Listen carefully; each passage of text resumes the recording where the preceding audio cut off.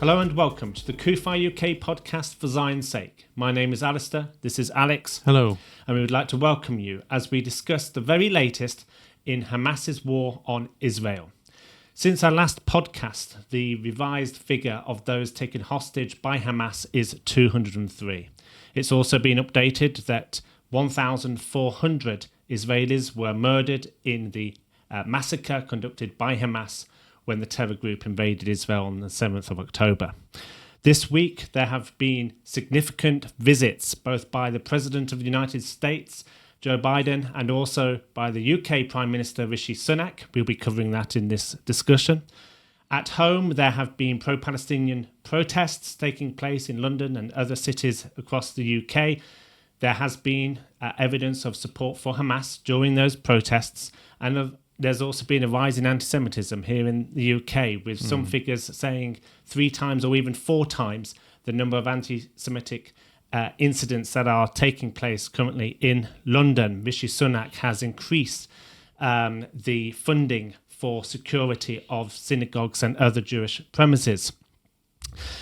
And then, of course, there is Israel's actions against Hamas in Gaza, and a significant event that took place this week in the explosion at a hospital in Gaza City, which was the responsibility of Palestinian Islamic Jihad.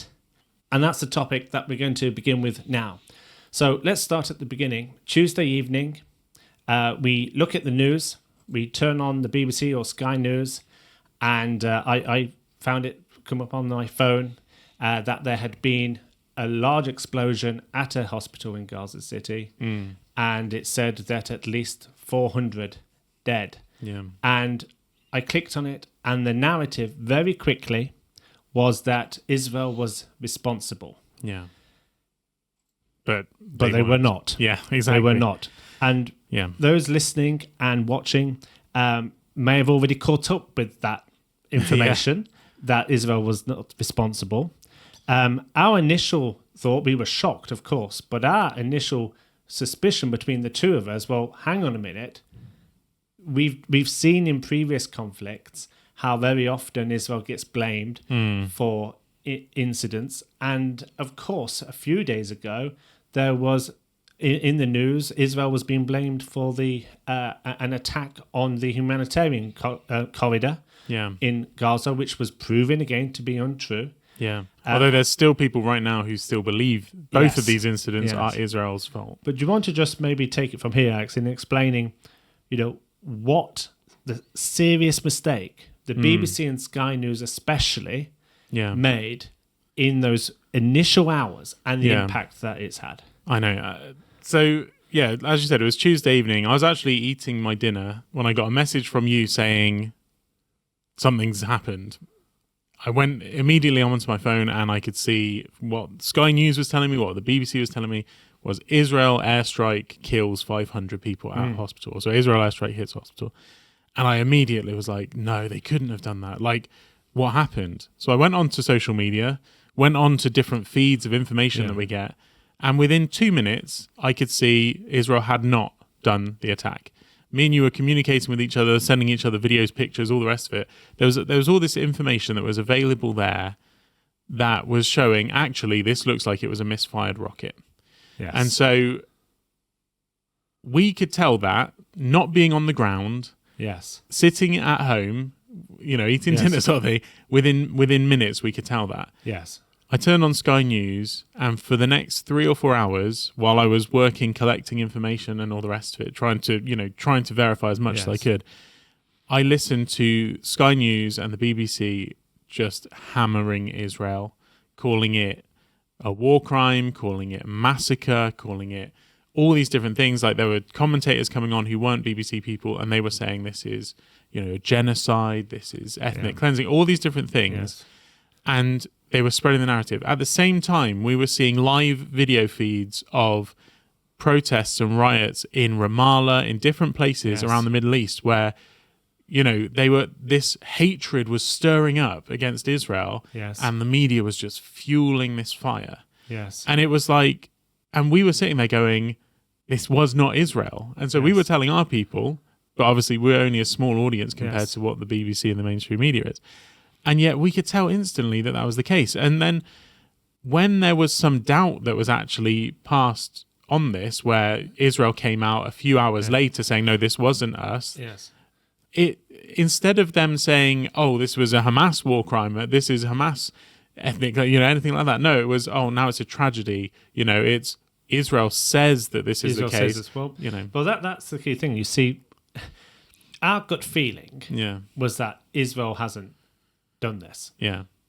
Or if they did, that it was a mistake. Well, this comes to another thing. Israel actually, initial statement was that they need to check to make sure they were not responsible. Yeah. So they just paused initially, just to double check to make sure they hadn't something hadn't gone amiss. Yeah. Because fundamentally, Israel does not target hospitals. Yeah. So that was our gut feeling. Yeah. We also know that between 30 and 40% of the Palestinian terror group's rockets do misfire. Yeah, exactly. And actually, on that day, we have provided a map on our social media of plotting where all the misfire rockets were, and the Gaza Strip is full of them. Yeah. This happens routinely. We also know that Hamas and Palestinian Islamic Jihad use hospitals as human shields. And as it happens, the rocket launcher was in a cemetery behind the hospital. That's one of the theories about that's one of the theories. Yeah. But my point is, we understand that, but our gut feeling showed it. But the media, the mainstream media, was sourcing Hamas. Yeah, Hamas spokesperson, the Palestinian Authority. Yeah. And by the way, the Palestinian we call him ambassador here in the UK, his Twitter within minutes was all about, this is a genocide, etc. Yeah. The UK government needs to condemn this, and yet still doesn't condemn, by the way, he doesn't condemn or hasn't condemned Hamas for the atrocities on the 7th of October. But there was all of this rhetoric and the media was going to them. And I'm like, look, if Israel says this and Hamas says this, even before doing a thorough verification, who are you going to believe? Yeah. You're probably going to disbelieve Hamas, what they say, and you're going to take on board what Israel says and believe it. Of course, you and I, we believe Israel 110%. But my point is, for the neutral, they were only hearing the voice of the terrorists. I know. These same terrorists that last week when they murdered innocent civilians were claiming they didn't target civilians. I know. I mean, and they killed over 1,400 of them and kidnapped 200 more. I mean, and this is the crazy thing, because back then, when the Saturday attacks happened, there were journalists who were saying Hamas did not target civilians. When the numbers were only maybe 100 people that were killed at the very beginning, they were saying, look, this shows they were 99% Israeli soldiers. Well, those same people the next day were silent when it came out that actually it was hundreds of people, and now obviously we know it's over 1,000. The thing is, there is this massive amount of disinformation that goes out there where they're trying to spread these lies and spread this misinformation. And when we look at, going back to Palestinian Islamic Jihad, you were saying about the rockets that were fired earlier this year, actually, when there was a flare-up between Palestinian Islamic Jihad and Israel. This was a war that took place where Israel was striking Palestinian Islamic Jihad targets, PIJ was shooting rockets over, and this is where Israel took out some of the senior leaders of PIJ. In that war, PIJ killed more Palestinians than they killed Israelis because their rockets misfired that often. One of them was a bedroom where there were 5 family members in, and they killed, I think it was 3 children and 2 adults or something. And it was basically they were so ineffective that they had killed more Palestinians than Israelis. That is facts on the ground. There was evidence for that. The same thing happened in this case where when you look at all the data, when we go back to the incident of what happened, at 7 o'clock, there was a barrage of rockets fired from the Palestinian territories. Hamas, on their Telegram feed, put out a message saying we're firing rockets, and that feed that has tons of likes and love hearts and salutes and things like that from people supporting that rocket barrage. They announced the rocket barrage happened at, I think it was something like 6:58. Look out, we're about to do a rocket barrage. At 7:00 it went out. They had made that announcement. Al-Quds network, or the Quds network, which is a Palestinian Hamas-run network, they then also said their feed, we're trying to hit Ashkelon, right? No sirens went off in Ashkelon. The missiles didn't reach Ashkelon. And then they put out another thing, the Quds network, saying explosion at hospital, like immediately after this thing happened. The Quds network actually is one of the videos which helps to prove what happened, because they actually, the person filming aimed, he was looking towards Israel, and the rockets were coming from this direction, from his left, and suddenly there's an explosion right near him, and he then like panics and like is obviously shocked by what's happened. Like, oh, like there's an explosion right near me. There's other videos. Al Jazeera, who by the way, if people don't know, Al Jazeera is the state-run media of Qatar. Qatar is housing Ismail Haniyeh, which is the head of Hamas. And who I found out the other day is worth $4 billion. $4 billion, yeah. So all that aid money going to Gaza. And today even I read something on CNN where even CNN is now admitting that they can't guarantee that the aid that's going to the Palestinians is actually going to reach the Palestinians and not be taken by Hamas. But anyway, that's a side issue. But yeah, so Qatar, Al Jazeera actually had this video where because they were aware that this rocket attack was going off, because it had just been announced by Hamas and the Quds network. So they then started filming, and they filmed the whole thing from a faraway distance where you actually see the misfiring, and there's actually 2 explosions within Gaza. There's security footage from Israel's side. There's all these different things. There's even journalists. There's an Al Jazeera journalist inside Gaza, and I hope he's safe right now because of what he said. But he literally said this was not an Israeli airstrike. It was a rocket from inside the strip.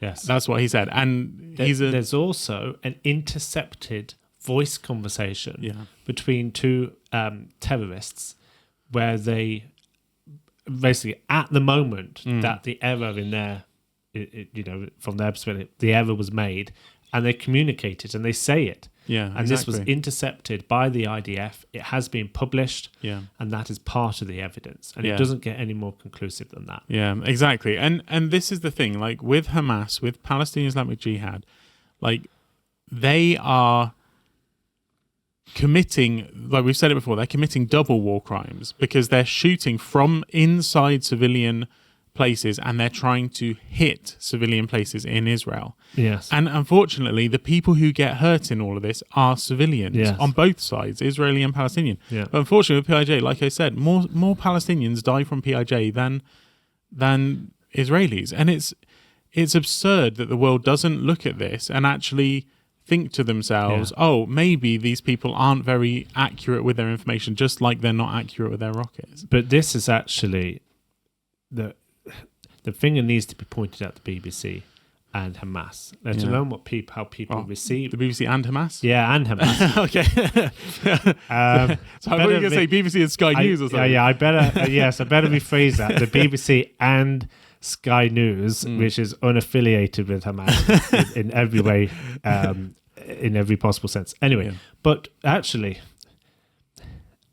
we say that jovially, but they are actually demonizing Israel, and it really does really question their default position, because their default position was an assumption that Israel was behind it. And I think the root of it is demonstrated by the very fact that the BBC will not call Hamas terrorists. Exactly. And so really what that does, it weakens their credibility, and it places an equivalence between Israel and Hamas, which is completely wrong, because there is no equivalence between Hamas and Israel. But those are indicators, those are red flags.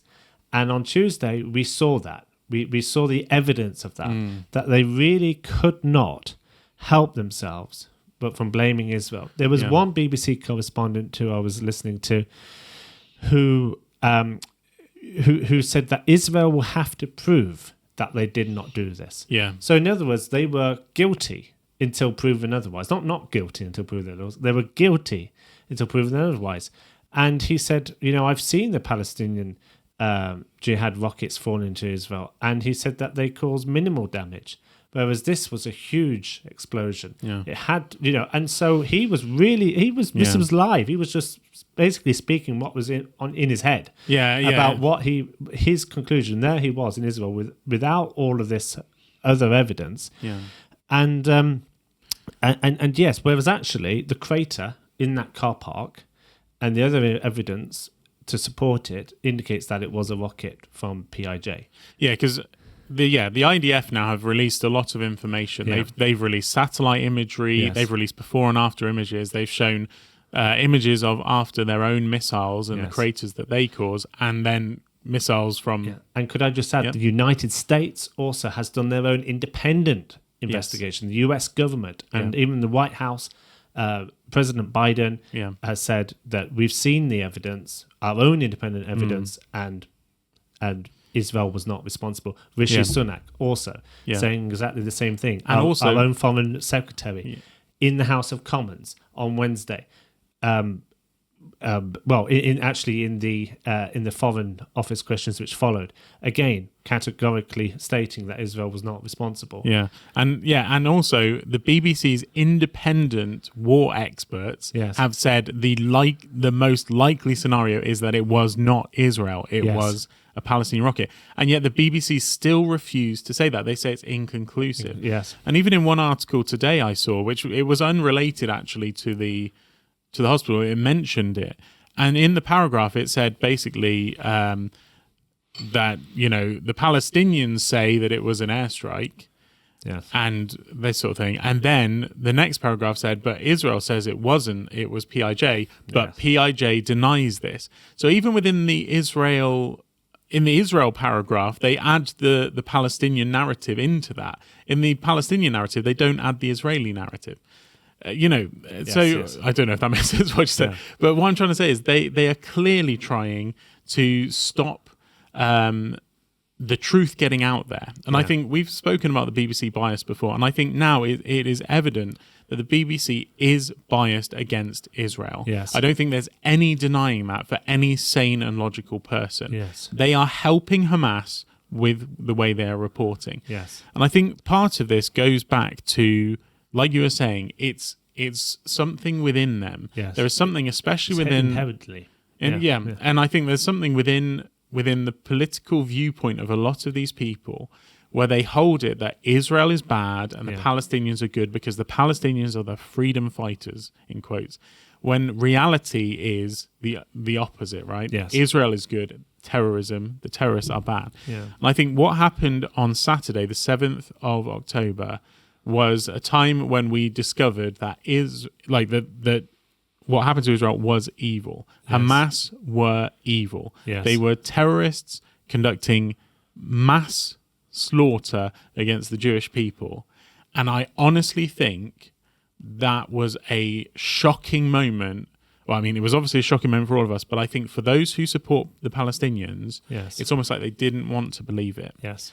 And then their whole narrative, their whole feeling within them is no, Israel's bad, the Palestinians are good. There must be something which is true about this. I don't believe Hamas was this bad. And I think what happened on Tuesday when the hospital was struck, I honestly think that was them just divulging all of that emotion and feeling, because what they were thinking was, this is evidence of the evil of Israel. This is evidence to the thing that I'm thinking, which is that Israel is targeting civilians and they're the bad guys and they're the evils. Yeah. And they went full on against Israel without the facts. Yes. And actually, like you were saying with the explosion, and the guy he's still trying to rationalize it. He's saying, they don't cause explosions this big because the media was saying the hospital was destroyed. This was doctors. This was patients. Well, it turned out in the morning, it was a car park that was hit. There was minimal damage to the hospital. The hospital is still functioning right now. It has solar panels on the roof, so it still has electricity. The number of dead is probably nowhere near the 500 that was being stated. And it's as if basically they've been hoodwinked and the whole story was a lie. I mean, obviously, some people have died.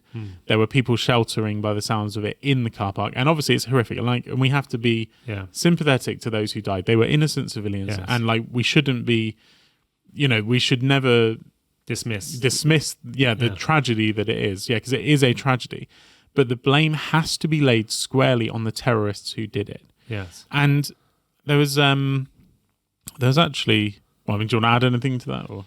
Well, only the fact that I think we should move on to the consequences of this misinformation. But before we do,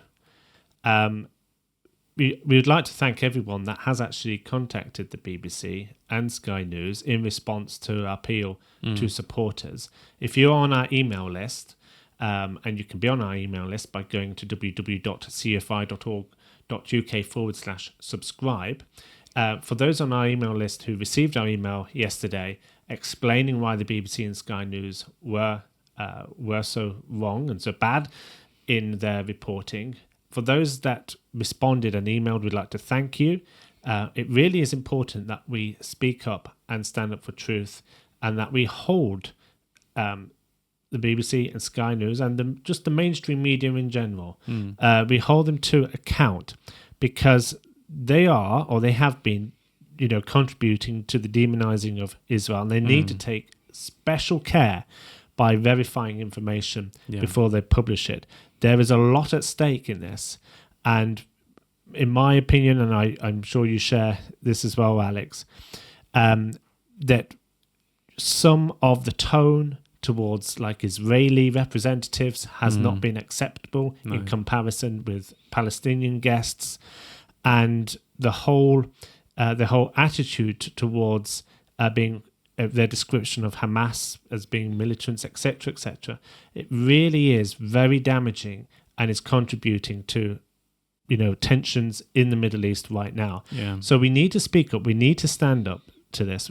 It is also a way of us speaking out against anti-Semitism, because ultimately, this also contributes towards the rise in anti-Semitism. So we need to make sure that our media is accurate, is fair, is not biased, but reports the truth. So thank you to everyone that responded to that, and also to everyone that also responded to our campaign emailing MPs asking for the UK to condemn Hamas and to stand with Israel.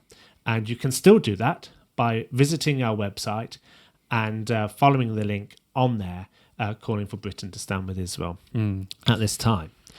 And also, this is a very important time that CUFI is standing in the gap, in standing with Israel and standing for truth and defending the truth. And we believe that we are called for such a time as this. And we want to thank you for being part of that journey in supporting Israel and for praying for Israel, and really just for being a voice piece of truth in this nation. But we do need your support, and we would like to invite you to please consider making a donation to CUFI so that we can really make a positive impact and an important impact at this time.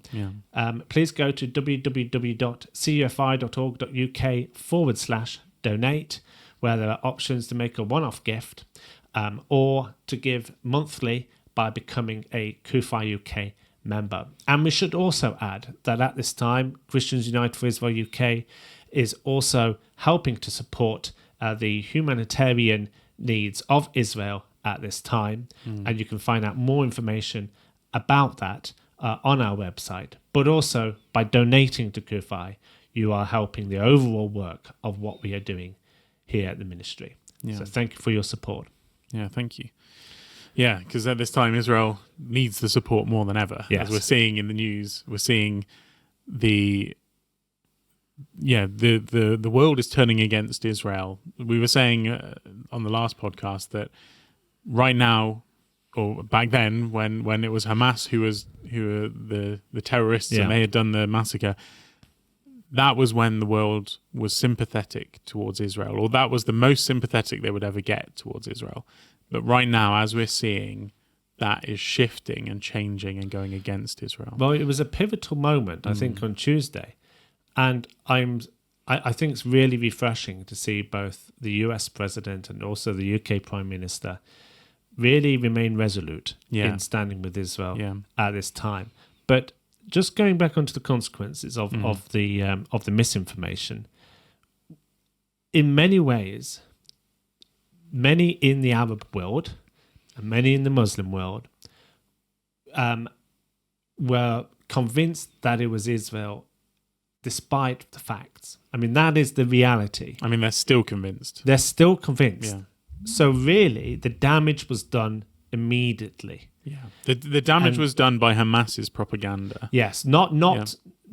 I mean, we talk about BBC is going to contribute, but the reality is that they weren't watching well, they might have been, but they weren't watching BBC News. They were hearing it from the propaganda of Hamas and the Palestinian Authority, because Abbas was one of the first to come out blaming Israel. Yeah. And there were world leaders like Justin Trudeau even came out quite early on, and he didn't condemn either side really, but he showed it that it was that way. I mean, Justin Welby, the Archbishop of Canterbury, he shared a link from the BBC which had the headline Israel airstrike on hospital, and he was obviously condemning it and saying, it has to be within international law, this and the other. Yes. The strange thing is, when Hamas is the one who is responsible, there's no calls for Hamas to abide by international law. No. It's still a war crime what Hamas did, and yet no one calls it a war crime. And let's face it, a hospital or the car park, and from what we understand, the hospital, it's still a hit. There's still civilians, and yet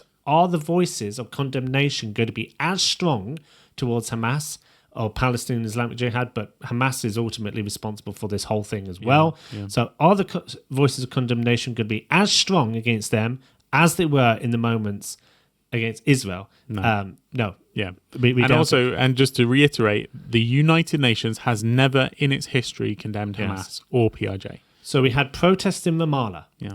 And quite violent. Sorry, I used the word protests. I should say riots. There were riots in Ramallah. There were riots in Beirut. There have been riots in Jordan.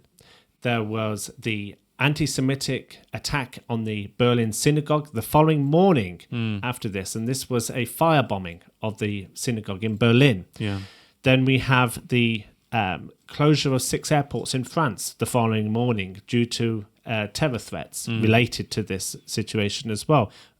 Belgium is at its highest ever security terror warning level after the killing of the 2 Sweden football fans in Belgium. That was before this attack. But my point being that, there's already that security threat. There's already the rise in anti-Semitism. There's a rise in tensions in the Middle East. Yeah. And so we just need to really be prayerful at this time that that the truth will prevail, because Israel does have the job to do. They have committed to wipe out Hamas. Yeah. And we already understand that the stakes are high when it comes to the risks relating to that. So we must pray for Israel's protection.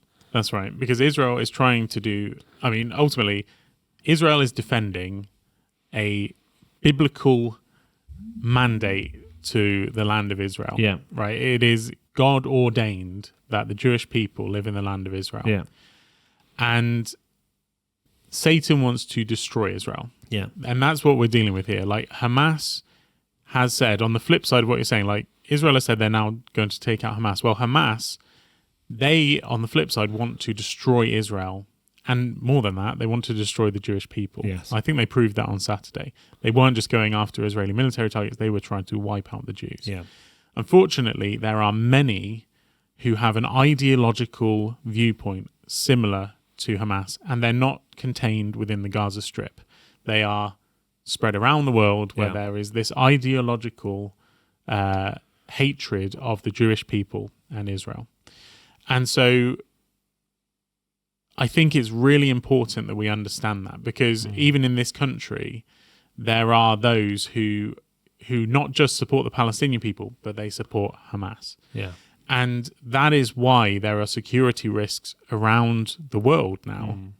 That is why the Jewish community especially is under threat, because what happens in Israel as we say, it doesn't end in Israel. Yeah. And so this is why we do have to be really prayerful. And it's, like you said, it's really good that Joe Biden and Rishi Sunak have both been firm in their support for Israel. Because, let's put it this way, they probably don't have the full understanding that we have as Christians of what is happening in Israel and the biblical reasons for standing with Israel. They're looking at it more politically. But right now, they are on the right side of history. Yeah. They're standing firm no matter what. They're waiting for the facts and all the rest of it. Well, and I think... Shall we just say then what... Because Rishi Sunak has visited Israel, met with Prime Minister Benjamin Netanyahu. Yeah. And shall we just quote one of the things that he said in the conversation, actually with the Israeli president? Yeah. He said this: "You have suffered something unspeakable, a barbaric act of terrorism, as you said. We should call it what it is, an act of terrorism perpetrated by an evil terrorist organization, Hamas. That's what I believe. And that's what we will continue to say. And in that vein, we will stand with Israel. We will stand with you in solidarity with your people and your right to defend yourself, to bring security back to your country, to your people, to ensure the safe return of the hostages that have been taken. You have not just the right to do that, I think you have a duty to do that, to restore that security to your country." And I think that is just an excerpt, but I think that is a wonderful indicator that our Prime Minister is making a stand, despite all of these pressures that must be upon the UK government at this time, that he has been very firm and he hasn't fallen into the trap, which was certainly laid on Tuesday night, which he could have responded, and I think he responded very wisely to that. That's right, and there's another quote here. I mean, this is when he met with Prime Minister Benjamin Netanyahu, and Netanyahu himself actually said Hamas are the new Nazis, the new ISIS. And Netanyahu said, "Britain fought the Nazis. The world stood by them in their darkest hour. That is why we must stand together and win now. We must fight and we will win." And in response to that, Sunak actually said, "We absolutely support Israel's right to defend itself, to go after Hamas and return its hostages. In direct contrast to Hamas, Israel is doing everything possible to avoid harming civilians. We thank you for that and are increasing our aid to the region." So that's what Sunak said. So he's confirming Israel is targeting Hamas, trying to avoid civilians. And he said the Palestinian people are also victims of Hamas. And this is, again, something people need to understand. Israel's attempt to liberate Gaza from Hamas in the Israeli mind is that they are helping liberate the Palestinians from evil. So they're actually helping the Palestinians, not hurting them. So that was a side note. But then he gets it. And I think he gets it. And I think the other thing is he actually finished it, and so he said, "Prime Minister Netanyahu called this Israel's darkest hour. I am proud to stand with you today in your darkest hour." And so obviously the darkest hour is some reference to World War II and Churchill, and so obviously there's some recognition of that. But I think it does show that the UK government right now, and we need to keep praying for our leaders. We need to pray for Joe Biden. We need to pray for Rishi Sunak. We may not agree with everything they do politically, but we have to stand with them when they stand with Israel, because right now Israel doesn't have that many friends. Like, there were the meetings that Joe Biden was meant to have with other leaders around the Arab world were cancelled because they believed the Hamas propaganda. And it shows how volatile it is in that situation. You know, that's what I mean. It was just one small thing, and I think this goes. I mean, I still need to address this a little bit, because I read this really interesting article. It was by Alastair in the Telegraph, and he said it in like this. I'll just read him quickly. He said, "We've just been subjected to a grotesque masterclass in misinformation, moral inversion, anti-Semitic hate-mongering and hypocrisy. Within minutes of Hamas claiming with zero proof that Israel had bombed the hospital, the world erupted into instant, unequivocal condemnation of the Jewish state. The pent-up rage in social media, the utter certainty with which the allegations were repeated on the broadcast media, the uncritical acceptance of the vilest propaganda from terrorists, the willingness to attribute the worst possible motives to a tiny democracy fighting for its survival. It was a chilling spectacle. The successful whipping up of a global lynch mob a terrifying glimpse into the darkest corners of the human psyche. And he ended his article and he said, Rishi Sunak and Joe Biden are holding firm to their greatest credit, but the global anti-Israel propaganda is reaching a crescendo. The world is inching ever closer to the abyss, and Hamas's stooges are helping to drag us into another dark age. Yeah. I just thought, if you read that. No, I think that is, that's very helpful.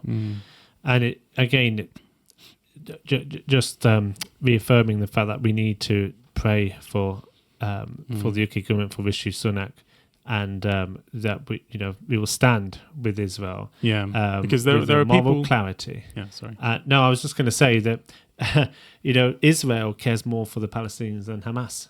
Of course, that's the thing. And yet, last on Wednesday night, 1,000 pro-Palestinian protesters gathered outside Downing Street, and one of the speakers, who is an officer from the Stop the War coalition, well, we can go into the Stop the War coalition, we won't. But anyway, one of the speakers said, yesterday they killed, this is referring to Israel, yesterday they killed 500 Palestinians in a matter of seconds. We are watching now as the Israeli government claim that it wasn't them. Yet they want us to believe it wasn't them. So this is speaking in front of 1,000 protesters outside Downing Street, not believing, saying it was Israel. And then the same activist then shouted, the door of 10 Downing Street is dripping with Palestinian blood.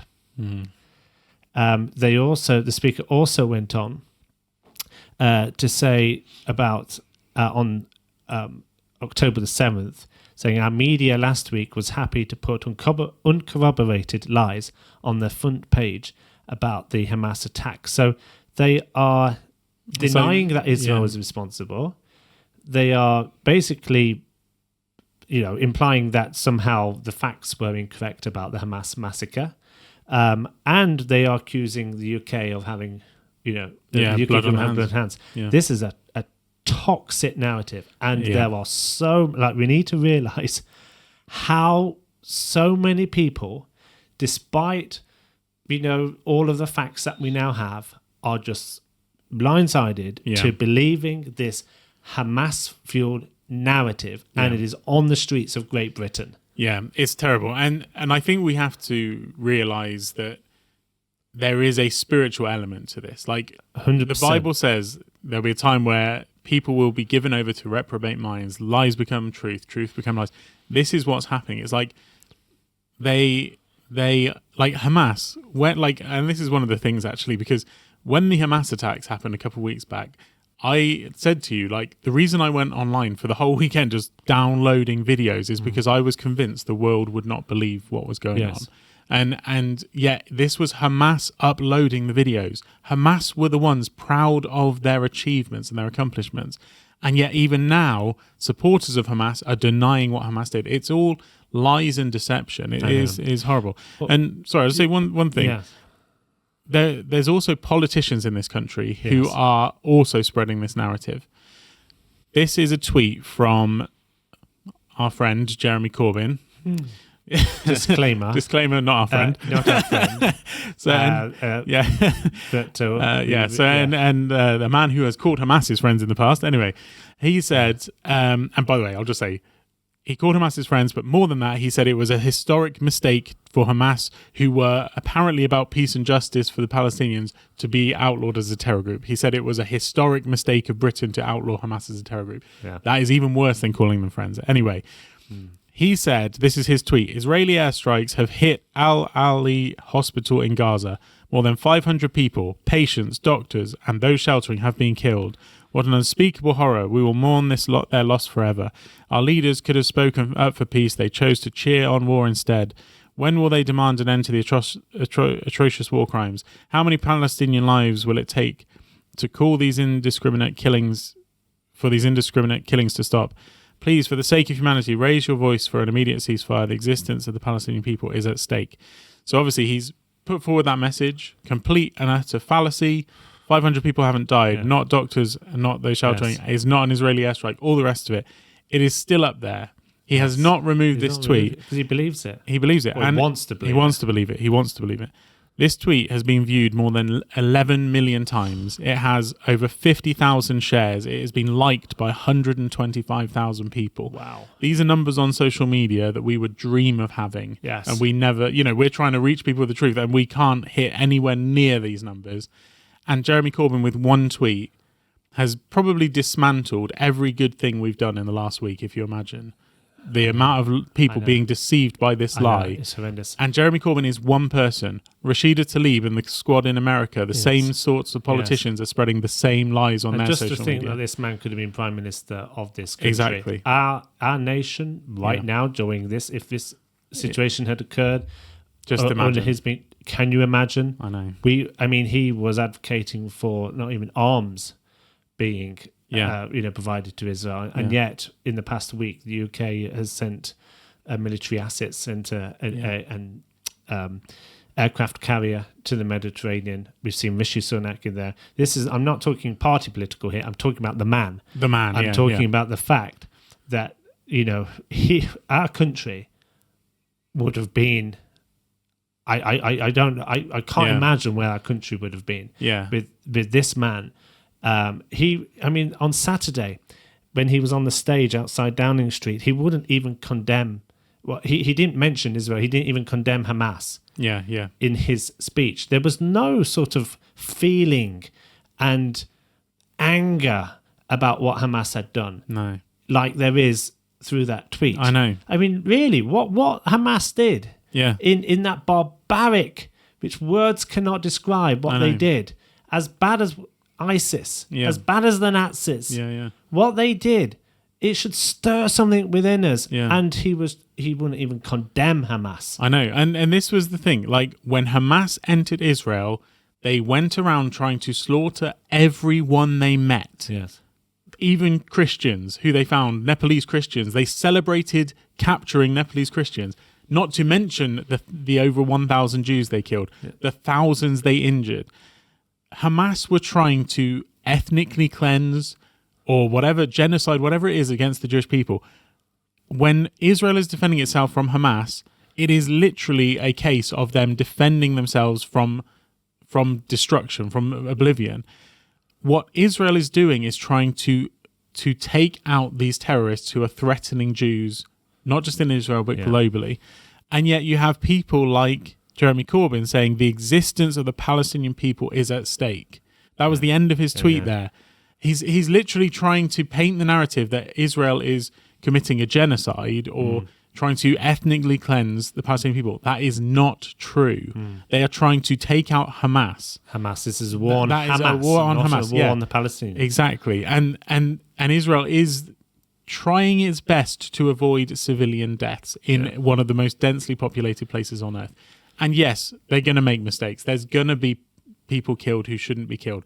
But that is unfortunately war. That is what happens. And that's why we need to pray on all these different areas. We need to pray politically. We need to pray for our Jewish community here in the UK. We need to pray for Israel's military, for Israel's leaders. We need to pray for the whole world and how they deal with this. Like, there's so much to pray about as watchmen. Yeah. Like absolutely. Too much, to be honest with you. But you're absolutely right. We are watchmen on the walls, and that is our calling. That's what we believe our calling is as Christians here at CUFI. We really need to stand firm. We need to keep focused. We need to pray that we will not be tricked and misled by these works of darkness, which clearly has had its effect and is running rampage right now in this country and in the Middle East. But we need to close, and there is a scripture that I just would like to share. It's from 2 Timothy chapter 2. And it says this on verse 25. In humility correcting those who are in opposition, if God perhaps will grant them repentance, so that they may know the truth. So in humility, meaning not being arrogant, correcting those who are in opposition. There is a biblical mandate for actually correcting those who are in the wrong, those who are going down a slippery slope, those who are supporting and endorsing evil, those who are not speaking the truth, those who are who are giving place to those who are haters of Israel. We have a responsibility to correct And that's what we're doing through our campaigns. That's what we're doing by encouraging people to write to the media, etc. And we want to see them come to repentance. We want them to be convicted of their wrong. That is our heart. That there will be 1,000 people outside Downing Street standing with Israel, not standing in support of or advocating for Hamas. And then verse 26 says, and that they may come to their senses and escape the snare of the devil, having been taken captive by him to do his will. And I think this is a really challenging verse because, we need to pray that people will come to the senses, those who are against Israel. But it says to be taken captive by him to do his will. And this is really, to me, this is quite interesting, the word captive, because to be taken captive means that you are no longer in control. The person in charge is your captor. Yeah. So those who believe lies, those who are rejecting truth, are actually bringing themselves under complete submission of another authority.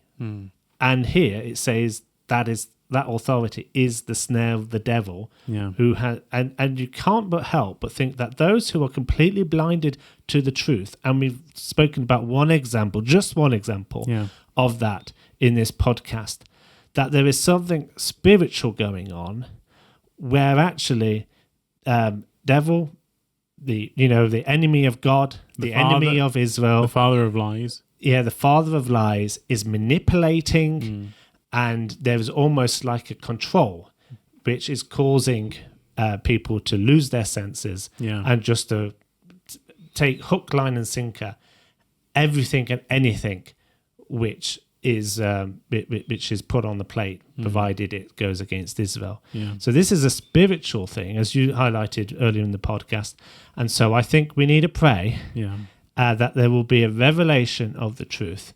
And if God might help, and if we might be able to do that, if the Lord, the Lord is helping us, but if we might be able to do something, some part, that the Lord will use it for his glory, so that we can stand with Israel, bless Israel, and just pray that Israel will be protected.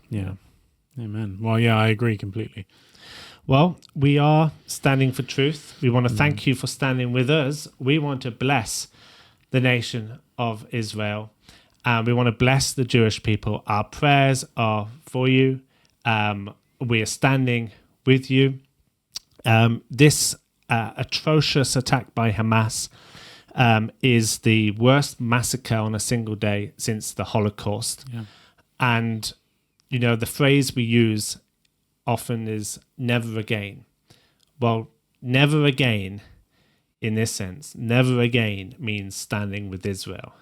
So we want to thank you for standing with us. We want to thank you for your support. Please remember to visit our website to participate in our campaigns, or to make a donation towards the work of CUFI UK. Please like and share this video, share it with your friends, and until next time, may the Lord bless you and keep you. Bye-bye.